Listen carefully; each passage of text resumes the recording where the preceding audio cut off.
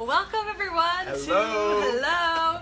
to the Kitchen Table Talk show. Today we are going to be talking about change with our guest Kamal of Invictus Fitness Solutions. What's up? What's up? And I'm Lauren Clayton, the host of Kitchen Table Talk show, presented by Scrumptious Creole Kitchen. But I just want to look around. How long have you been open, Kamal? We have officially been open in this space since last week, Wednesday. Yeah, so last time we filmed, it was from his other space, but this is the new finished space, and it's rad. This is the identity. Aww. This is the place. Looks so good. Take a tour. Got your rowers, got your cardio equipment all to your right.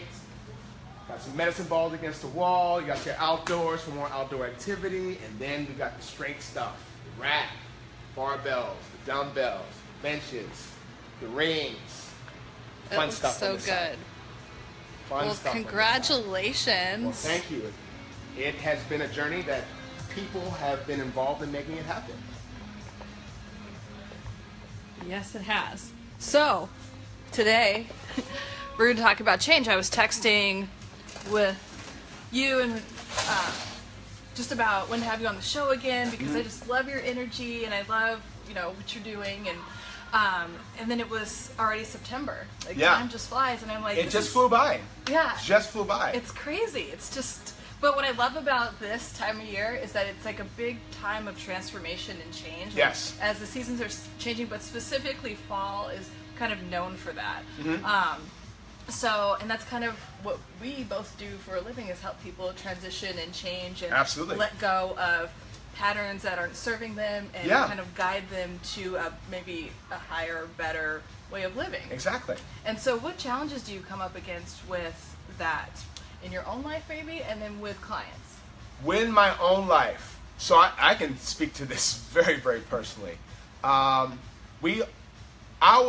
goal was to be open in January. All right, and when stress hits the business, it also affects the family. Right. Big time. So there was also issues with security. Financial security was among one of our issues at first, because we didn't have an idea as to really know what can we secure financially to make sure that this could happen. Right. So we were just left up to put our cards on the table and just try to be as focused as possible on our dream and making it happen.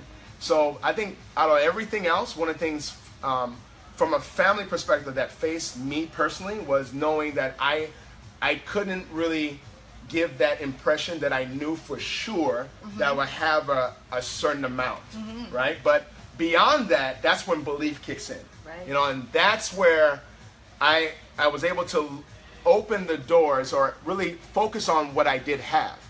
We had people that were invested in us, and there was those people that learned to become invested in us as they gravitated to what it is that we do. So it was a matter of time. It doesn't feel good while you're doing it. It's one of those things that you go through the motions of knowing that how you feel right now is temporary. It's not lasting. But once you go beyond that hurdle, because your energy has been so positive, not only do you notice a difference in the changes you're making financially, but people that have been invested in you are sharing their journey with others. Yeah. So it becomes a movement. It becomes more of a cause that people are extremely excited to be a part of. So this, where we are right now is such a big milestone, in a sense that in order to get here, we had to overcome those obstacles in the beginning, right? For me, it was definitely that sense of security. For some of and another thing it was confidence. I haven't been in this place before. I haven't been a business owner or a gym owner for that matter. When I first started training, I got a certification at NASM before I learned more about how to do my job. So it's one of those things that I had to really focus on my passion for helping people really shift the way they think about themselves to see how much opportunity they have for their future. And it just takes time, time, effort, discipline, and repeat. Right, and that's one of the things that I always say about you, but we were just talking about this, is that your passion for what you're doing and that when you're working with people or talking just in general is very apparent. Yeah. You know, it's so, and people feel that. So the best trainer isn't the person that's worked with whatever amount of it's like, you know, because some trainers are on autopilot. Yeah. Or with any profession. Some people are just on autopilot, and you're not. Like, I can tell the way you were just connecting with that client over there and talking about the ups and downs of, you know, just, you know, your journey to wellness, and you were just very like present and like truly like connected with the person. I think it's such a key factor to be as intentional about what you're doing as possible. And again, this is something that I'm still learning as far as how to pay attention to the things that you think don't matter to others but do. And one of the things I learned over time is if you can connect with people to let them know that you're first on their mind when it comes to their aspirations or whatever their fitness goals might be, the easier it is for them to gravitate towards listening to what you have to say.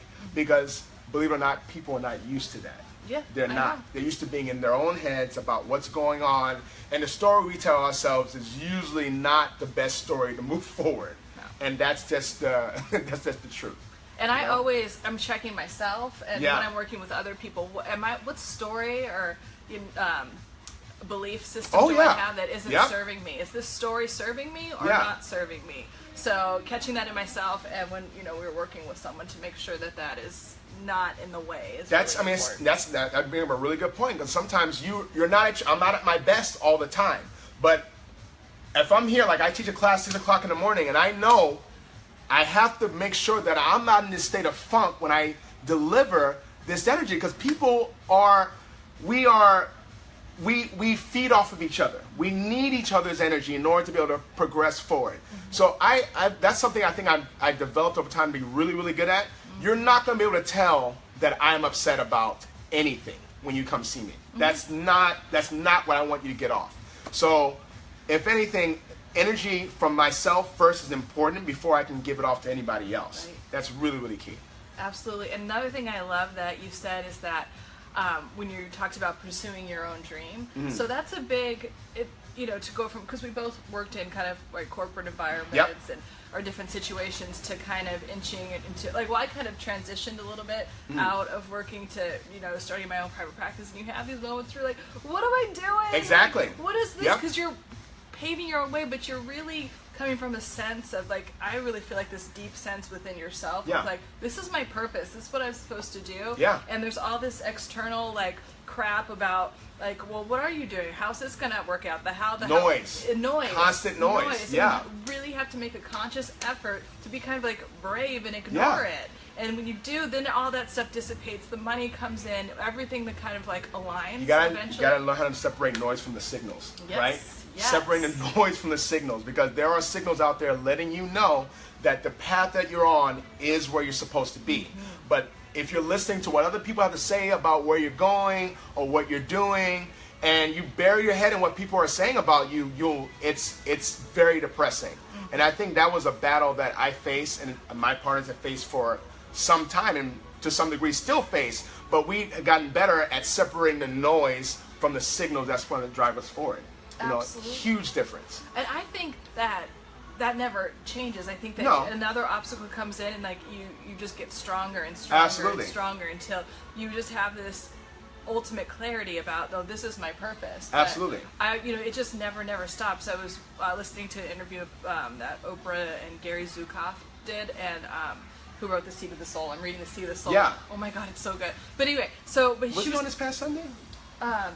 Gary Zukav? Yeah. On what? On the Oprah show? Oh, he's on a lot, so maybe. I think I've never seen that. Okay. Yeah, you've got to read that book.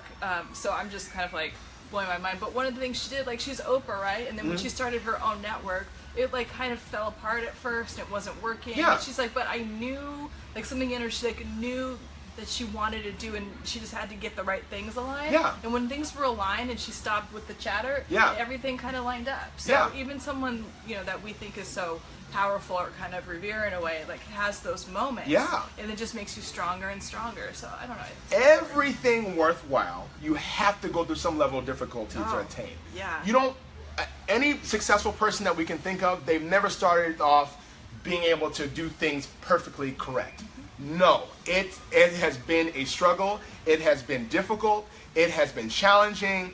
There were times where they probably felt or did feel that they didn't know what to do or how they were going to succeed. But because they pressed forward anyway, despite how they felt about what was going on, Yeah. you were able to see other windows of opportunity simply for that fact. And You know, how do you- having that perseverance is a Yes. key factor. And how do you like break through those times? How do you get yourself out of that? Because sometimes I get in like little funks Yeah. about things, or so how do you personally just move past those opportunities for growth? So one thing, well, a couple of things that I do. First of all, I have really good partners that help realign me with our purpose and our vision. Get a little bit more. So it makes it easier when you surround yourself with people that care about your well-being. Because if I'm ever in a funk, they tell me, hey, you're not your normal self. What's going on? And I might try to deny it, but like DJ, for example, he's on me about that. He's like, hey, as much as I don't like DJ, as much as I do not like him, he has been really, really influential in helping me being able to shift out of my mode of thinking. Right, so that's helped a lot. That's one thing. And then two is what I do daily to remind myself that what I'm experiencing is temporary. So I try to get up in the morning, I read something first thing in the morning, or I post something that's a positive quote at least 3 times a week. Not just for people watching it, because for me, I feel like if I resonate with something, if I feel something is really, really inspirational or motivating, sharing it with people is an avenue that I use to remind myself of what's important. Absolutely. So not only am I speaking to others, but I'm really speaking to myself at that time. So there's something I posted earlier today about pleasure and pain, and that how pleasure and pain are both, they're both motivators. They're more motivators than they are just feelings that we use to distract ourselves from what our goals are. So if we can look at how we feel as ways to try to realign our purpose beyond what those obstacles are, the easier it is to be able to transition through difficulty and obstacles. Oh my gosh, you know, so much. a lot of it's, as you know, it's mindset. It's how we look at things. It's our perception, and that's usually the challenge. There's a book, God, what is it? By Stephen Covey, 7 Habits of Highly Effective People. There's a drawing in the book of 2 people. It's the same person, but it's 2 people within one. Yeah. Some people look at the picture and they will see an old lady. Okay. And same person or a different person will look at that same picture and see a young woman. Right. So a lot of times we think that the way we see things is the only way to see things, but it's not. You know, there's different ways to look at it, but when we can look at we can be able to understand someone else's perspective, that makes it easier to be able to make that transition. So and I think for me, in regards to how I shift my mind out of my funks, one of the biggest things is being able to look at it from a perspective other than myself. Because a lot of times where I'm coming from is not the best place. And I need someone else that either might be more experienced or have more of a positive attitude about how to perceive things that might help reshape my mind. Absolutely. And Yeah. within this is reminding me of just kind of like an axiom, like within every problem is a solution. Yeah. And it's the solution is there to just like present itself to you or show you, or any problem that you think you have, the solution is in there. You just have to kind of shift your perspective, and that's why it's good to have people like you who can see things from a different perspective, or a coach, or a very good support system. All of those things are super important. It's super important. And then speak more about intention, because I'm just really on this intention. I'm always on an intention. I have a strong thing about intention. I'm thinking about mine all the time. Yeah. But reading this book is just making me think about intention on a deeper level, the seed of the soul. And so how does intention show up in your life, and how do you use it to create change in your life and your clients' lives?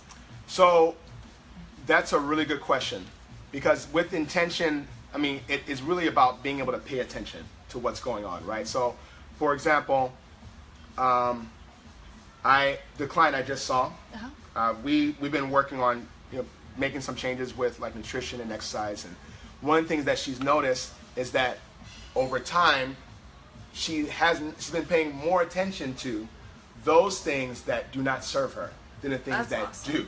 Yeah. Right? So it's more of learning how to look at what you can do daily. I think change is really it's this simple. It's long lasting and it's consistent.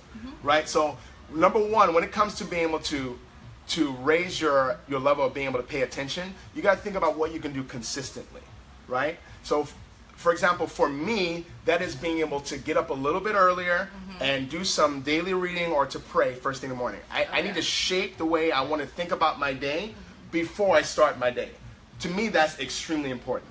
And I think that for others, something to that degree, whether that they're meditating or they're focused on giving themselves some type of positive affirmation first thing during the day, makes a difference because you have something to refer to. Right. It's like a reflection in the mirror, right? You look in the mirror, you see the blemish. Oh, okay.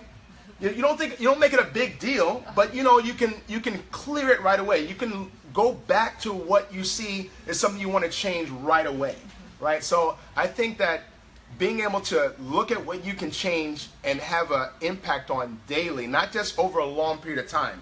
We all have some type of goal we want to focus on long term, but it's those small steps that you have a direct impact on each day that really makes a difference is whether or not you can get closer to that bigger goal or insight in mind. Absolutely. And I love that you talked about your morning routine because I posted about my morning routine and it got a lot of response. I think I'm actually going to do a video about it.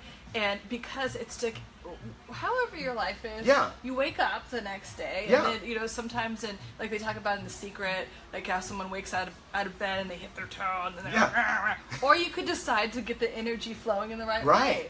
Like energy feeds off of energy, and if you do stub your toe, in the like you can still turn that around and be like, okay, let me reset, let me recalibrate, but it's good to have that like positive energy flowing first thing in the morning, so you could just radiate all day. I think that people feel that people who are positive start their day off every day positive. Let me tell you something. There are days where I'm like, man, I don't feel like going to work today.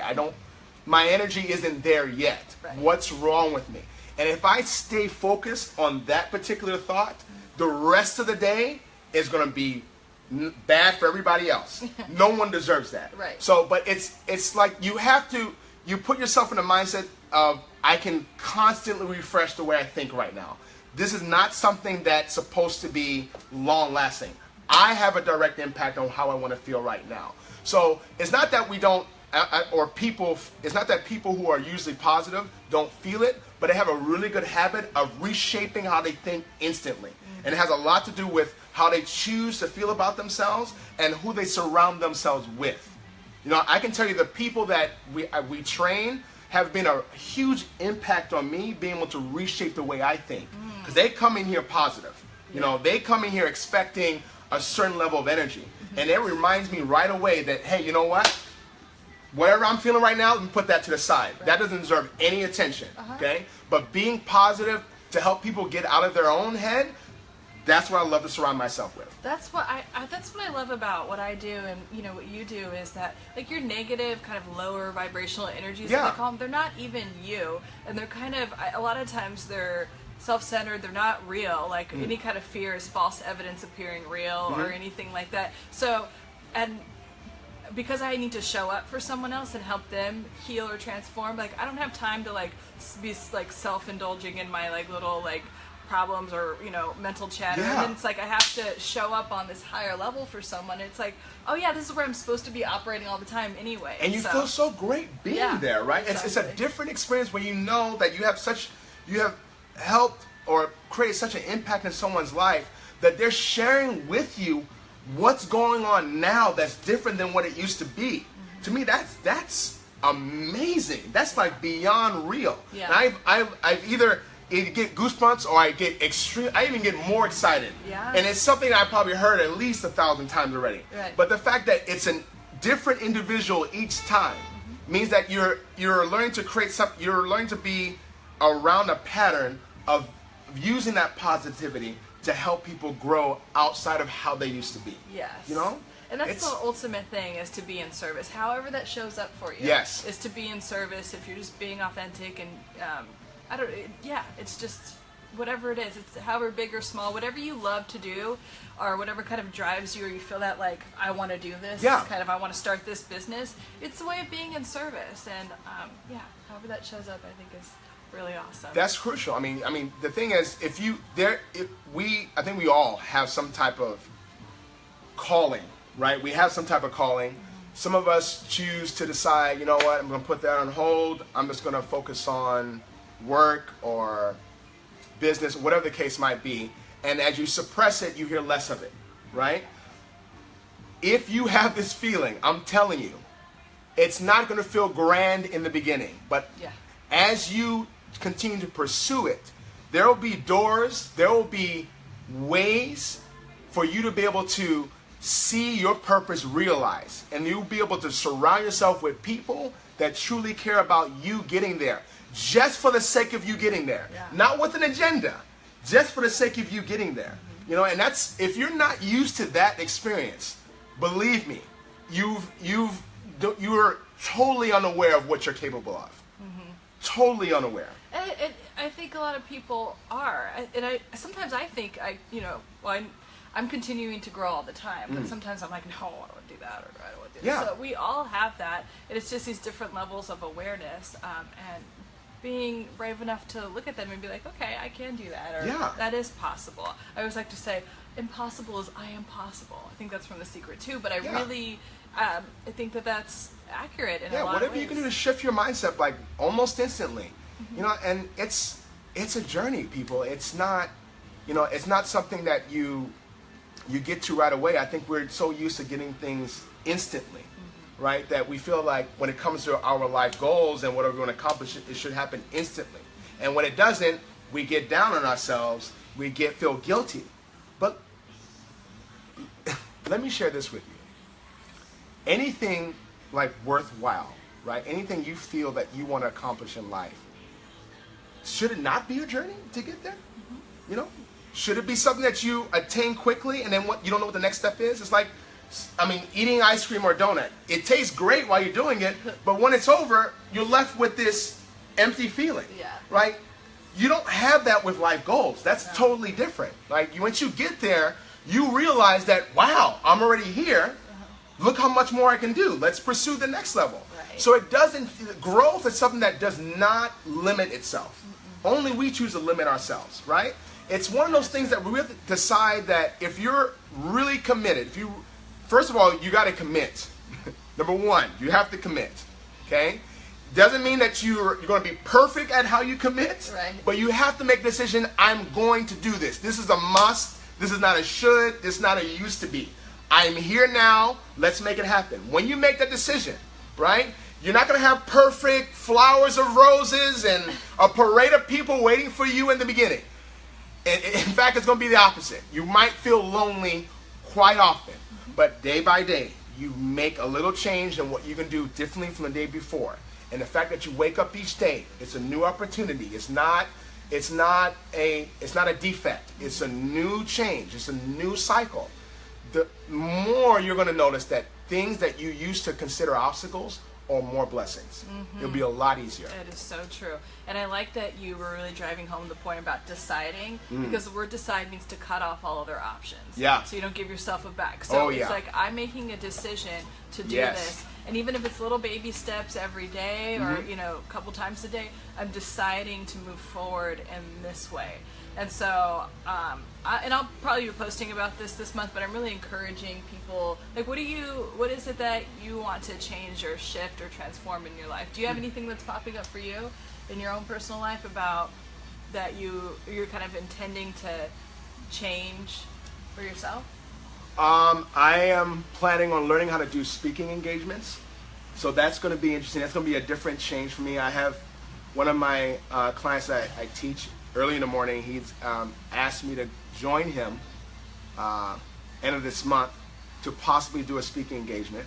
And he just wants me to be myself. So I think that's an opportunity for me to learn how to do that. I feel that I love being around people. I love sharing what it is that I'm passionate about. And outside of being able to do that at a professional level when it comes to fitness, I want to get better at being able to communicate an avenue where people can feel that, you know what, I like what this guy is saying. I feel I have a sense of what I can really, really motivate myself to do to get better. I want to be able to have that impact on people. I want to have that kind of influence. So I think that being able to to be in a position where I can be able to talk to or communicate with more people about what it is that I love to do will allow me to do that. So yes, getting your message out to more people. I love that. It's You're scary. gonna kill that. It's scary to think about that. Yes. But I feel that without me, I guess I would be insane if I didn't have some level of fear about it, right? I'm not narcissistic about it at all. But I feel like right now in my life, I love to train. I love what I'm doing. But one of the next avenues I want to experience is communication, with a larger group of people. Wow. So I will be sending you lots of good vibes. well, thank you. That's so exciting. Yeah, you'll have to video it and stuff, and so we could see it later. Yeah, absolutely. I wanted to do that. Absolutely. Well, thank you so much for being on the show. I just love having you on the show. I love your energy. Well, I love being here. Yeah, and it's just so up and I'm so excited for your new space. And again, why don't you give all the information, any social media stuff for Invictus and you, and so people can connect more. So we are at 31734 Rancho Viejo Road in San Juan Capistrano. We have an Invictus page, www.iaminvictusfit.com. We also have Invictus Fitness Solutions Facebook page, so you can also reach us there. We also have an Invictus Fit United page, which is for our members, where we have constant dialogue and communication about what we can do to keep ourselves uplifted, what we can do to remind ourselves of nutrition tips and lifestyle habits. So that's it in a nutshell. We have classes we're open from 6 o'clock in the morning to 8 o'clock in the evening time, Monday through Friday, and then 8 to 2 in the afternoon on a Saturday. Oh, wow. So we're here 6 days a week. So if you're ever in the area and you want to stop by, please feel free. We're more than happy to have you. Awesome. Our focus has always, has cultivated really to create more of a family environment where it's not just one person focused on their goal, but understanding that what they're doing resonates with everybody else in the group. And I think that's something that we've nurtured here really well, and we're interested in people who are like-minded in that regard. Yeah, your community vibe is on fleek, even just the stuff I see on your from the posts, for Invictus posts. It's there's a really good sense of community and connection. Absolutely. Which is so important. We're a family. That's it. Yeah. That's as easy as I can put it. We decided that we care that much for each other that whatever happens to one happens to all. Mm-hmm. Love it. Yeah. Well, if you are watching this at a later time and you have any questions for either one of us, go ahead and type them in. And me or both of us will answer them. And thank you so much for watching, if you're watching live or if you're watching later. And I'll be back with more stuff for the Kitchen Table Talk show next week. Thank you so much again. Oh, not a problem. Not a problem at all. Love you. Bye. Bye, guys.